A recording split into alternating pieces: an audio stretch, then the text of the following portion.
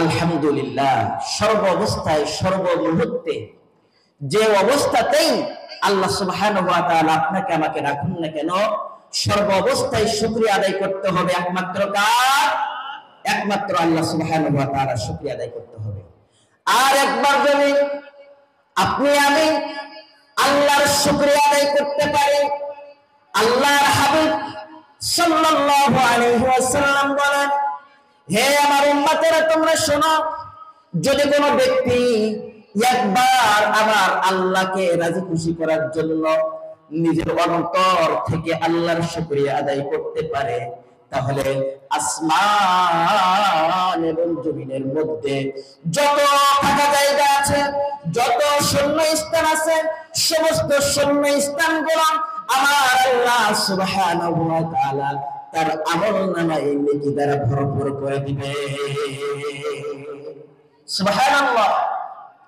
আল্লাহর হাবিব সাল্লাল্লাহু আলাইহি ওয়াসাল্লাম বলেন, হে দুনিয়ার মানুষেরা, তোমরা কি জানো যখন কোরআনের মজলিস আল্লাহর জমিনে সংগঠিত হয়, যখন কোরআনের তাফসীর মাহফিলে সংগঠিত হয়, যখন কোরআনের ওয়াজ করে করে মানুষদেরকে শোনাতে হয়, ও তাওহীদের জনতা, ও বাংলার তাওহীদের জনতা, তোমরা শুনে রাখো, আল্লাহর হাবিব সাল্লাল্লাহু আলাইহি ওয়াসাল্লাম বলেন, যেখানে কোরআন এবং হাদিসের আলোচনা করা হয়, আল্লাহর পক্ষ থেকে রহমতের ফেরেশতারা নাজিল হয় এবং ওই রহমতের ফেরেশতা দ্বারা ওই প্যান্ডেলটা চারি সাইড দিয়ে ভরপুর করে দেওয়া হয়। চিৎকার করে বলি আল্লাহু আকবার। এই জন্য আমি সকলকে আমার আলোচনার শুরুতে আরো একবার অনুরোধ করব, যারা এখনো পর্যন্ত আশেপাশে ঘোরাফেরা করছেন, আপনারা অতি দ্রুত তাফসীরুল কোরআন মাহফিলের প্যান্ডেলে এসে বসে যান। কোরআন হাদিস থেকে আলোচনা হবে, ইনশাআল্লাহ আপনার আমার এই আলোচনা থেকে কিছু অন্বেষণ করতে হবে, কিছু নিয়ে বাড়ি যেতে পারে। আল্লাহ সুবহানাহু ওয়া তাআলার কাছে এই দোয়া আমরা সকলে বলি, আল্লাহুম্মা আমিন। আল্লাহ সুবহানাহু ওয়া তাআলা বলেন, ইয়া আইয়ুহাল্লাযীনা আমানু তাকুল্লাহ হাক্কা তুকাতিহি ওয়া লা তামুতুন্না ইল্লা ওয়া আনতুম মুসলিমুন।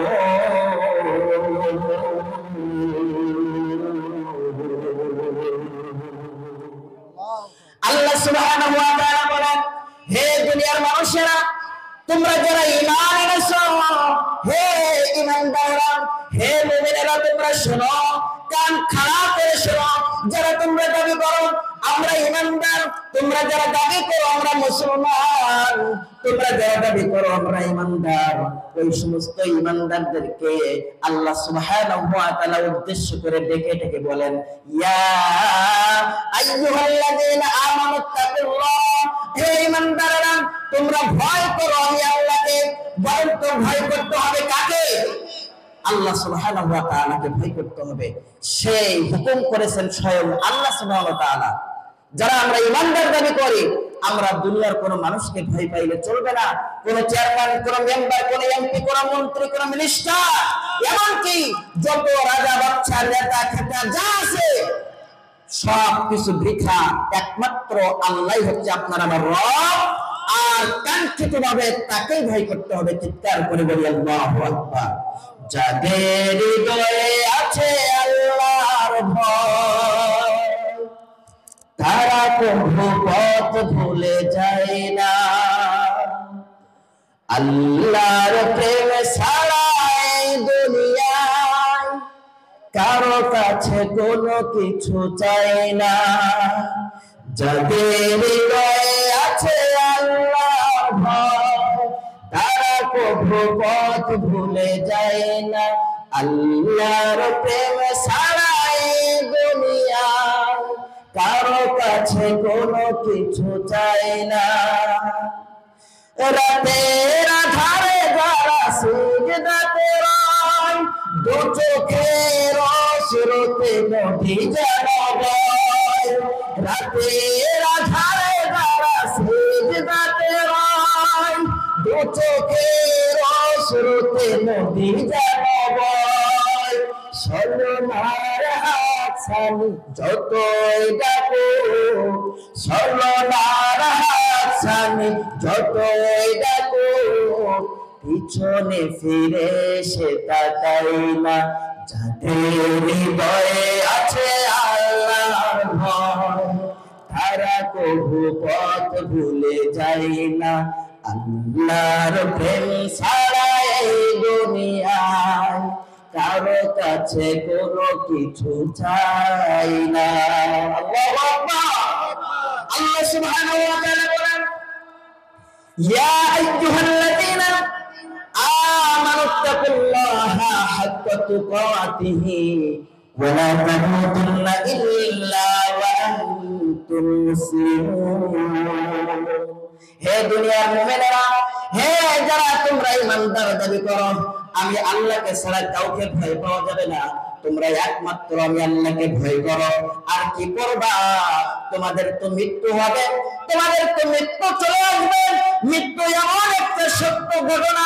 হে দুনিয়ার মানুষেরা, দুনিয়ার মধ্যে অনেক নাস্তিক পাওয়া যায় যারা আমার আল্লাহকে বিশ্বাস করে না, যারা আমার নবীকে বিশ্বাস করে না, যারা আমার ইসলামকে বিশ্বাস করে না। কিন্তু এই সমস্ত নাস্তিকদের কাছে যদি আমরা একটা প্রশ্ন করি, তুমি যে মরবা এটা কি বিশ্বাস করো? বলেন তো এই সমস্ত নাস্তিকরা মৃত্যু যে হবে এটা বিশ্বাস করে কি করে না? অবশ্যই করে। কারণ এমন কোন মানুষ নাই যে সে মৃত্যুবরণ করবে না। আর সবাই বিশ্বাস করে। আল্লাহ সুবহানাহু ওয়া তাআলা এইজন্য বলেছেন, কুল্লু নাফসিন যায়িকাতুল মাউত, প্রত্যেকটা প্রাণীকেই মৃত্যু স্বাদ গ্রহণ করতে হবে। সুবহানাল্লাহ। আল্লাহ সুবহানাহু ওয়া তাআলা এইজন্য বলতেছেন, হে দুনিয়ার মানুষেরা, তোমরা যারা ঈমানদার দাবি করো, আমি আল্লাহকে ভয় করো। আর কি করো? যখন মৃত্যু হবে, মৃত্যুর আগে খবরদার, মৃত্যুর আগে মুসলমান হয়ে তারপর কবরে আসবা, না হইলে কিন্তু পিঠে ছাল থাকবে না। মুসলমান, সম্মানিত উপস্থিতি, ঈমানদার হওয়াটা অনেক সহজ, ঈমানদার হওয়াটা অনেক সহজ, কিন্তু মুসলমান হওয়া বাবা কত সোজা না। মুসলমান হওয়াটা সোজা ব্যাপার নয়। আমরা তো সাতক্ষীরায় গেলাম, একজন কোন ব্যক্তি যদি নাম জিজ্ঞাসা করে, তাহলে আমি এরকম বলি যে মোহাম্মদ শরীফুল ইসলাম, মোহাম্মদ আব্দুর রহমান, এরকম আমরা বলি। আমরা মুসলমান দাবি করি, কিন্তু আল্লাহ সুবহানাহু ওয়া তাআলা বলতেছেন, ঈমানদার হওয়া সহজ, কিন্তু মুসলমান হওয়া সহজ না। কারণ মুসলমান শব্দের অর্থ হচ্ছে আত্মসমর্পণ করা। কি বলেন তো? মুসলমান শব্দের অর্থ হচ্ছে আত্মসমর্পণ করা। যখন 5 আগস্টের পরে একটা ভিডিও আপনারা লক্ষ্য করে দেখছিলেন, একটা ভিডিও ভাইরাল হয়েছিল। কয়েকজন চাঁদাবাজ, কয়েকজন দুর্নীতিবাজ, তারা চাইনিজ কুড়াল, অনেক অস্ত্রপাতি নিয়ে একজনের দোকান লুটপাট করছিল। হঠাৎ করে 2 গাড়ি সেনাবাহিনী চলে আসলো। সেনাবাহিনী আসার পরে যখন তার মাথা বরাবর যখন অস্ত্র তাক করলো, তখন ওই সমস্ত চাঁদাবাজদের হাতে যে চাইনিজ কুড়াল ছিল, যত অস্ত্রপাতি ছিল, সবকিছু মাটিতে ফেলে দিয়ে 2টা হাত আসমানের দিকে উঠাই দিয়ে বলেছিল, আমি আত্মসমর্পণ করলাম। কি বলেন তো আত্মসমর্পণ কি? আপনার কাছে যা কিছু আছে সবকিছু ফেলে দিয়ে আপনি 2টা হাত উত্তোলন করে বলতেছে যে আমি আত্মসমর্পণ করলাম। তার মানে আমার নিজের ইচ্ছা মতো আমি আর কিছু করবো না, স্যার আপনারা যা বলবেন আমি তাই করব। বলে কি বলে না? পুলিশরা, সেনাবাহিনীরা যখন ধরে, তখন 2টা হাত আসমানের দিকে উত্তোলন করে বলে, আমি আত্মসমর্পণ করলাম, আমাকে মারধর করেন না, আমাকে যেখানে যাইতে বলবেন আমি সেখানে যাব।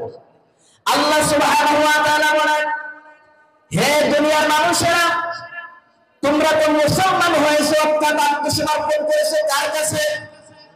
আল্লাহর কাছে। সাধারণ ব্যাপার না বাবা, মুসলমান হওয়াটা সাধারণ বিষয় নয়। মুসলমান শব্দের অর্থ হচ্ছে আত্মসমর্পণ করা। আপনি আল্লাহর কাছে আত্মসমর্পণ করেছেন, অর্থাৎ এখন আপনি নিজের ইচ্ছে মতন দুনিয়াদারি করতে পারবেন না। ফজরের আযান হয়ে গেছে, মুয়াজ্জিন সাহেব আযান দেওয়া শুরু করেছে। মুয়াজ্জিন সাহেব আযান দিচ্ছে, আসসালাতু খায়রুম মিনান নাওম,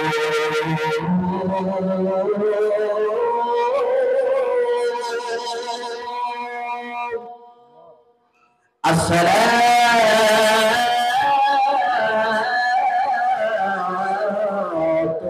খায়রুম মিনান নাওম।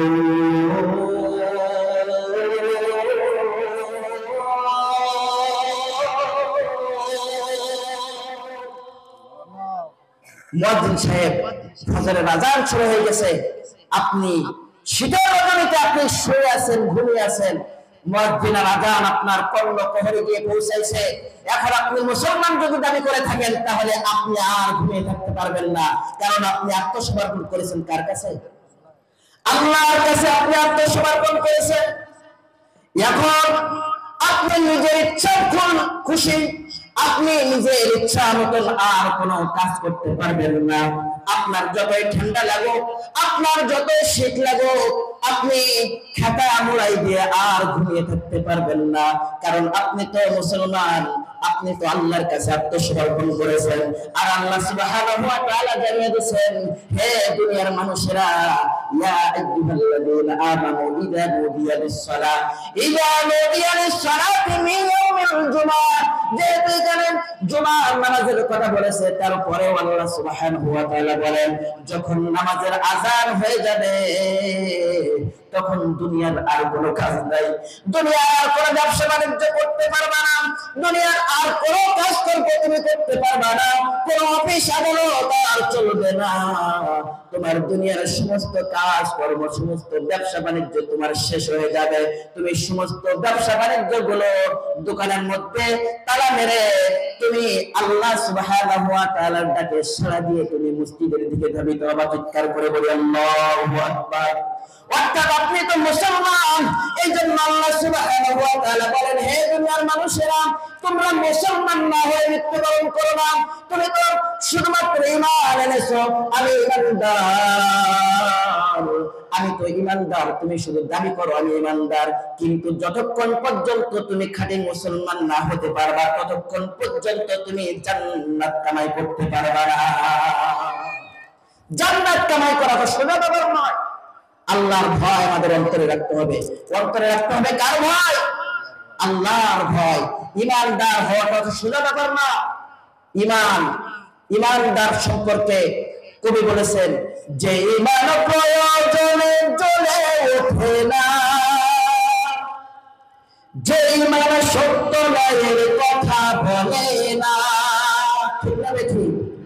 যে ঈমান প্রয়োজনে জ্বলে ওঠে না, যে ঈমান সত্য নয়ের কথা বলে না, যে ঈমান অন্তরে নাই, যে ঈমান অন্তরে নাই, মুখে ফোটাই কথার তুলি, কিভাবে তারে বলো ঈমান বলি, কিভাবে তারে বলো ঈমান বলি।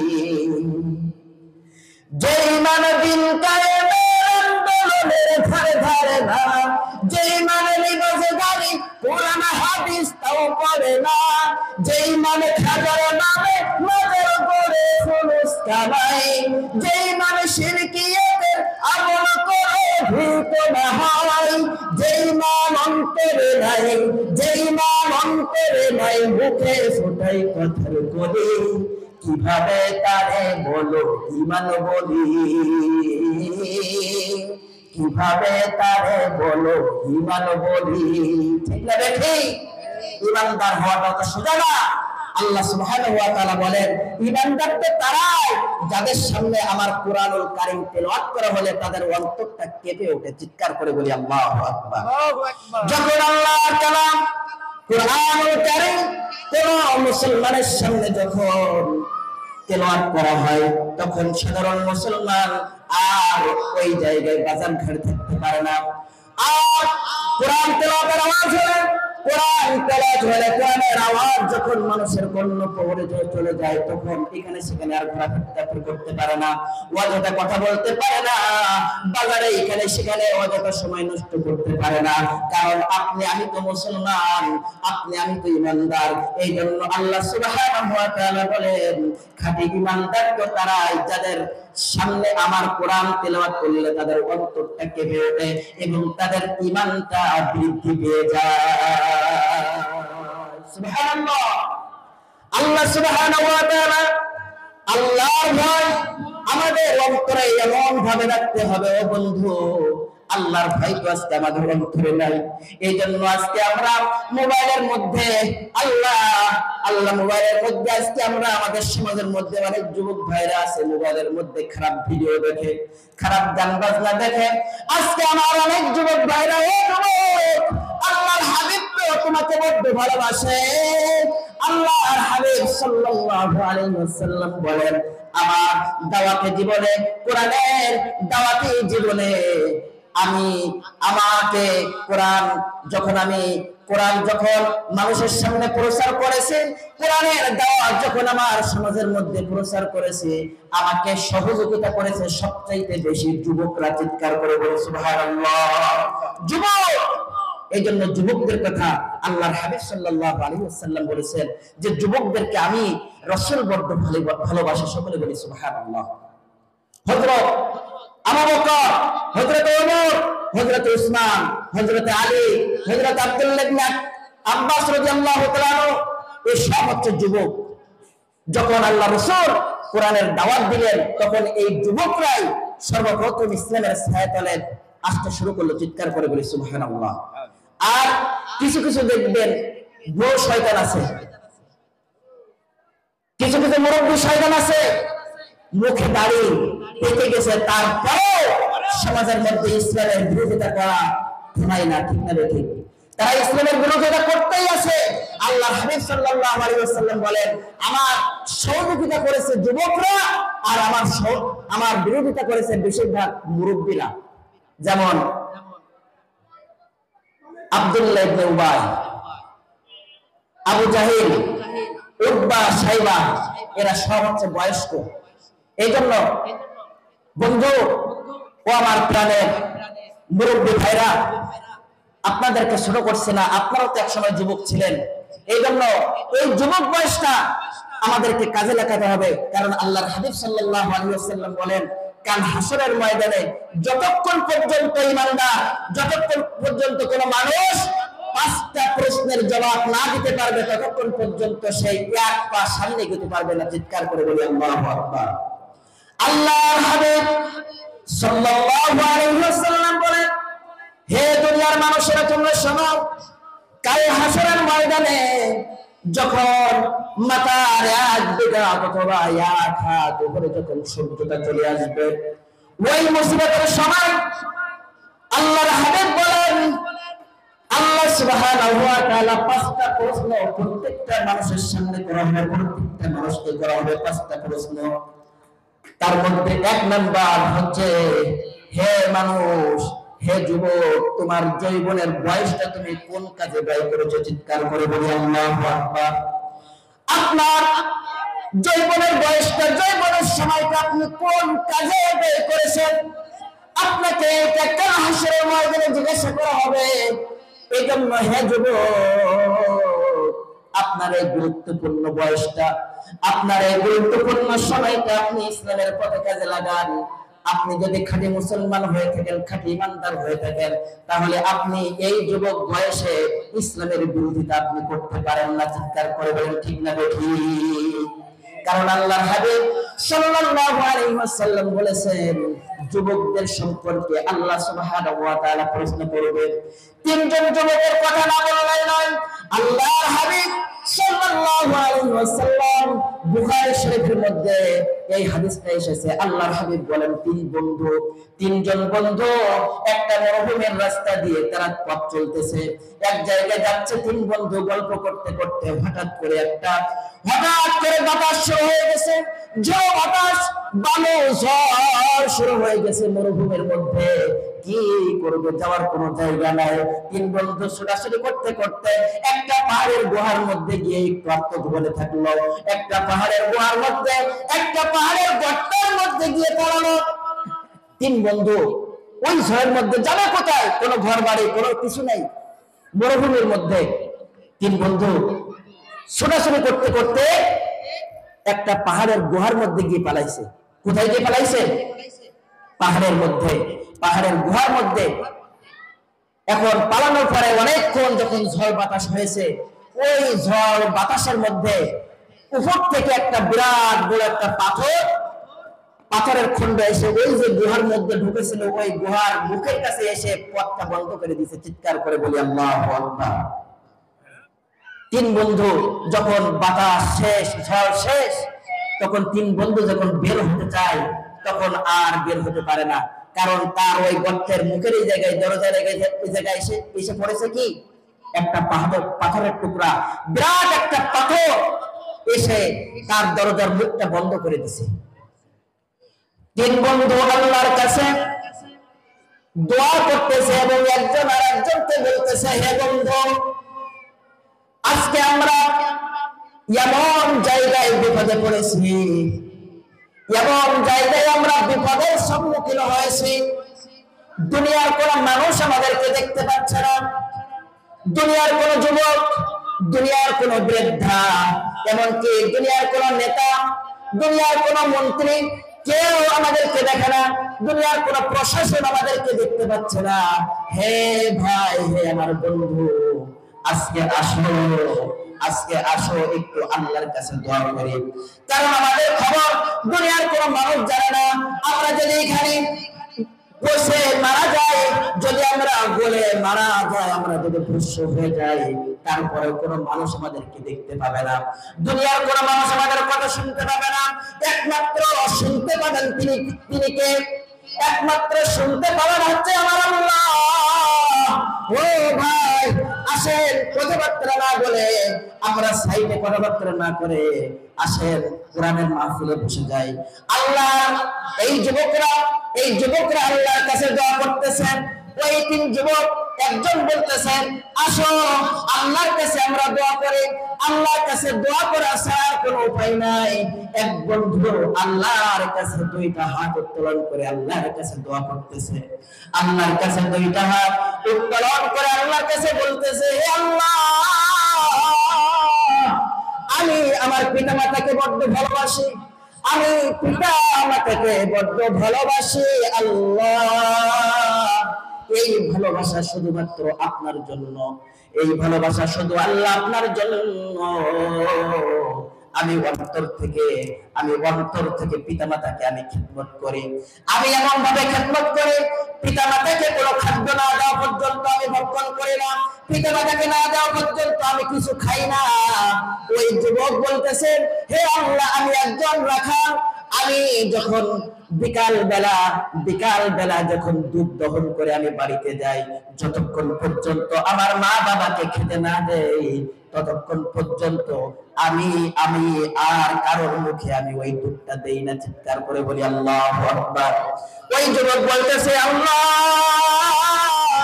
একদিন আমার বাড়ি যাইতে একটু দেরি হয়ে গেছে, বাড়ি পৌঁছাইতে একটু দেরি হয়ে গেছে। আমি যখন দুধের পেয়ালাটা নিয়ে আমার মা এবং বাবাকে দিতে গেলাম, আমি গিয়ে দেখলাম আমার মা বাবা ঘুমিয়ে পড়েছে রাত্রে। আমি দেখলাম আমার পিতা মাতাকে যখন যদি এখন ডাকে, তাহলে তাদের ঘুমের ডিস্টার্ব হবে, তারা মনে মনে কষ্ট পাবে, তারা মনে মনে কষ্ট অনুভব করবে। এই জন্য আমি আমার পিতা মাতাকে কষ্ট দিব না, এই জন্য আমি পিতা মাতাকে কষ্ট দিব না, এই জন্য আমি তাদেরকে ডাকি নাই। আমার হঠাৎ করে যখন আমার ছোট্ট কলিজার টুকরা সন্তান এসে আমার কাছে বলতেছে, হে আমার পিতা, পেটের বড্ড ক্ষুধা, হে আমার পিতা, একটু দুধ দেন, একটু দুধ খেয়ে একটু পেটের তৃষ্ণা মেটাই।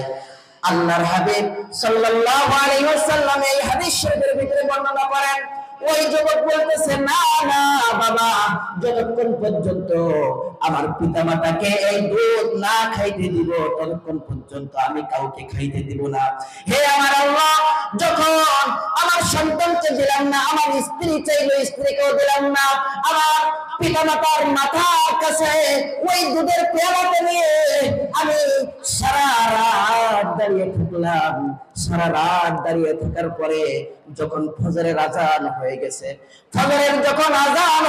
আমার পিতামাতা ঘুম থেকে জাগ্রত হয়ে দেখে আমি তার মাথার কাছে দাঁড়িয়ে আছি, পিতা মাতা বলতেছে, হে আমার কলিজার টুকরা সন্তান, তুমি কি রাত্রে ঘুমাও নাই?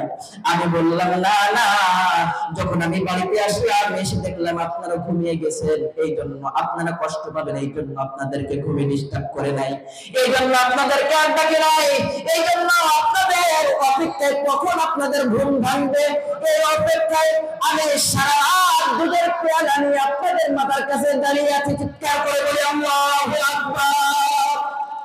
এরকম সন্তান আজকে দুনিয়ায় বড় অভাব, ঠিক না ঠিক? আজকে দুনিয়ার মধ্যে এরকম সন্তানের খুব অভাব। হে যুবক, আজকে যাদের পিতামাতা আছে, আজকে এই পিতামাতা যাদের বেঁচে আছে, এই পিতামাতা হচ্ছে আল্লাহ পৃথিবীর মধ্যে সবচাইতে বড় নিয়ামত, সবচাইতে বড় নিয়ামত। আসুন আজকে যাদের আমাদের পিতামাতা আছে, এই পিতামাতাদেরকে খিদমত করি। আল্লাহর হাবিব সাল্লাল্লাহু আলাইহি ওয়াসাল্লাম বলেন, যখন এই যুবকটা আল্লাহর কাছে দোয়া করতেছে এই বলে বলে, হঠাৎ করে ওই যুবক বলতেছে, হে আল্লাহ, আমার এই পিতামাতার খিদমতটা যদি আপনার দরবারে পৌঁছায় যায়, তাহলে দয়া করে আজকের এই বিরাট বিপদ থেকে আপনি আমাকে বাঁচিয়ে দেন। চিৎকার করে বলি সুবহানাল্লাহ। এই যুবক যখন আল্লাহর কাছে এই দোয়া করতেছে, করতে করতে এই দোয়া করা অবস্থায় তারা লক্ষ্য করে দেখলো, হঠাৎ করে তাদের গুহার মুখের কাছে যে বিরাট বড় পাথরটা ছিল, ওই পাথরটা হঠাৎ করে একটু সরে গেছে। চিৎকার করে বলি আল্লাহু আকবার। তিনজন যুবক মনে করতেছে এবার মনে হয় বের হওয়া যাবে। তিনজন যুবক গিয়ে যখন বের হতে চাইলো, কিন্তু বের হতে পারলো না। অল্প একটু সরে গেছে, পাথরটা একটু সরে গেছে। দুনিয়ার বাতাস, দুনিয়ার আবহাওয়া, দুনিয়ার আলো একটু ওই গুহার মধ্যে একটু একটু পৌঁছাচ্ছে। তিনজন যুবকের মধ্যে একজনের দোয়া যখন শেষ হয়ে গেল, আরেকজন বলতেছে, হে বন্ধু, এবার তুমি দোয়া করো আল্লাহর কাছে, আল্লাহর কাছে। দ্বিতীয় যুবক নামাজের কায়দায়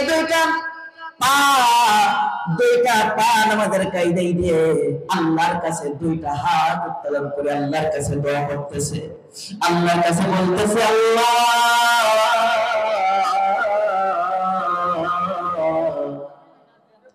আমি একজন যুবক মানুষ, আমি একজন যুবক মানুষ, আমার একজন চাচাতো বোন আছে, সে বড় সুন্দরী, আমি মনে মনে চাইতাম তার সাথে একটু খারাপ ব্যবহার করব, তার সাথে জিনায় লিপ্ত হব।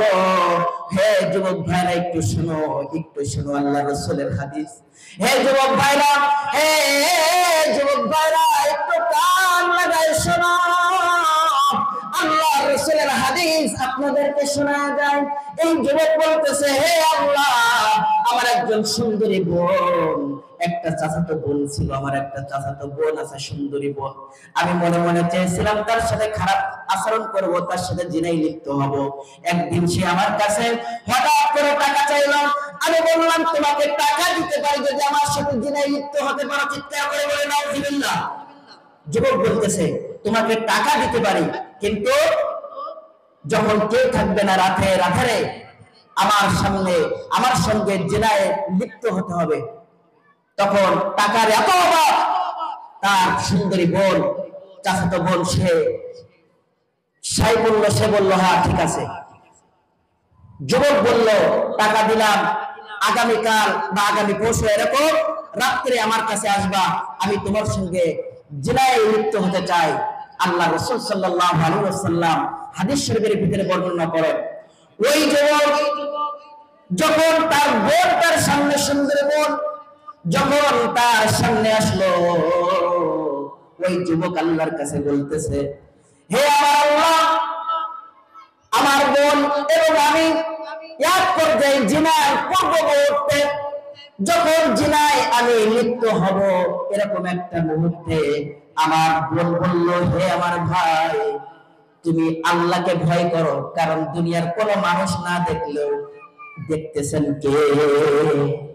দুনিয়ার কোন প্রশাসক, দুনিয়ার কোন চেয়ারম্যান, মেম্বার কেউ দেখতে পাচ্ছে না, কিন্তু দেখতে পাচ্ছেন কে? আল্লাহ দেখতে পাচ্ছেন। হে আমার ভাই, আজকে আমার এই বিপদের সম্মুখে আমার সাথে খারাপ আচরণ করো না।